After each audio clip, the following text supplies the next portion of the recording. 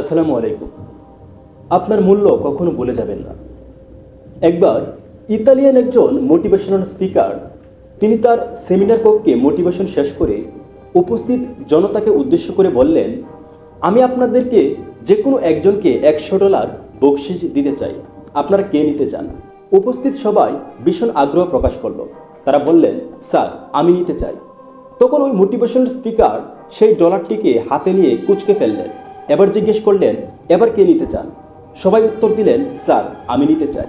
তখন আবার $100টি তিনি মাটিতে ফেলে পা দিয়ে পিষলেন এবং ময়লা লাগাইলেন। তখন বললেন, এবার আপনারা এই ডলারটি কে নিতে চান? সবাই সেই আগের মতোই আগ্রহ প্রকাশ করলো। সবাই বললেন, স্যার আমি নিতে চাই। তখন তিনি সবাইকে উদ্দেশ্য করে বললেন, আচ্ছা এই টাকাটা প্রথমে অনেক ভালো ছিল, তারপর আমি হাতে কুচলাইলাম এবং তারপর মাটিতে ফেলে ময়লা লাগাইলাম, তারপরেও কেন এই টাকাটা আপনারা নিতে চান? তখন সবাই উত্তর দিল, স্যার এই টাকার মধ্যে যতই ময়লা লাগান না কেন এবং যতই কুচকে ফেলেন না কেন, এই টাকার মূল্যটা কিন্তু সেই আগের মতোই রয়েছে।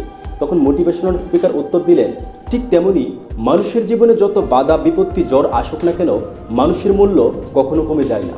আপনার জীবনে হতাশা আসতেই পারে, বাধা বিপত্তি আসতেই পারে, তাই বলে আপনার জীবনের মূল্য কখনো কমে যায় না। প্রত্যেকটা মানুষের জীবনের মূল্য রয়েছে। নিজের লক্ষ্যে এগিয়ে যান, দেখবেন সফলতা আপনার জন্যই।